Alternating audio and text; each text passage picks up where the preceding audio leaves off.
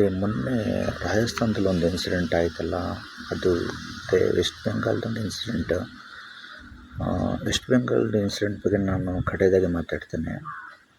ಈ ಮೊನ್ನೆ ರಾಜಸ್ಥಾನದಲ್ಲಿ ಒಂದು ಇನ್ಸಿಡೆಂಟ್ ಆಯಿತಲ್ಲ, ಅದು ನೋಡಲಿಕ್ಕೆ ಕೇಳಲಿಕ್ಕೆ ಎಷ್ಟೊಂದು ಬೇಜಾರಾಗುತ್ತೆ ಅಂದರೆ ಕಣ್ಣೀರು ತಡ್ಕೊಳ್ಳಿಕ್ಕೆ ಆಗಲ್ಲ.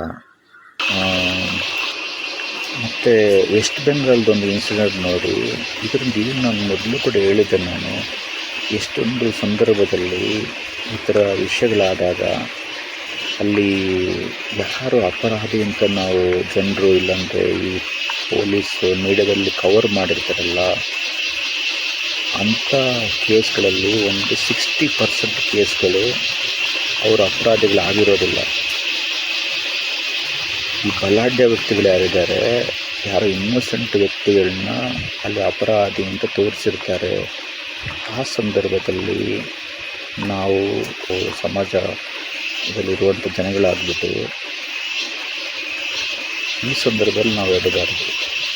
ಅಂದರೆ ಯಾರು ನಿಜವಾಗಲೂ ಅಲ್ಲಿ ತಪ್ಪು ಮಾಡಿದ್ದಾರೆ, ಇಲ್ಲಾಂದರೆ ಯಾರೋ ಒಬ್ಬ ನಿರಪರಾಧಿನ ಪ್ರೊಜೆಕ್ಟ್ ಮಾಡಿದ್ದಾರಾ ಅನ್ನೋದನ್ನ ಕೂಡ ನಾವು ನೋಡಬೇಕಾಗುತ್ತೆ. ಪೊಲೀಸ್ ಎಂಕ್ವೈರಿಯಲ್ಲಿ ಗೊತ್ತಾಗುವಂಥದ್ದು, ಸಾಬೀತಾಗುವಂಥದ್ದು ಒಂದು 30% 40% ಮಾತ್ರ ಪೊಲೀಸ್ ಎಂಕ್ವೈರಿ ಕೋರ್ಟಲ್ಲಿ ಅಪರಾಧಿ ನಿರಪರಾಧಿನ ಅಂತ ಅಂದ್ಬಿಟ್ಟು ಪ್ರೂವ್ ಆಗುವಂಥದ್ದು. ಬಾಕಿ ವಿಷಯಗಳಲ್ಲಿ ನಾವೇ ಬೇರೆ ಥರ ಒಂದು ಪ್ರೈವೇಟ್ ಡಿಟೆಕ್ಟಿವ್ ಆಗಿಬಿಟ್ಟಾಗಿಲ್ಲ, ಸಪ್ರೇಟಾಗಿ ಬೇರೆ ಯಾವುದಾದ್ರು ವೇಯಲ್ಲಿ ಈ ಸತ್ಯ ಏನು ಅಂತಂದ್ಬಿಟ್ಟು ತಿಳ್ಕೊಳ್ಳುವಂಥ ಒಂದು ಇದು ಮಾಡಬೇಕು. ಮತ್ತು ಎಲ್ಲ ವಿಷಯಗಳಿಗೂ ಮೂಲ ಕಾರಣವನ್ನು ಕೂಡ ಕಂಡುಹಿಡಬೇಕು.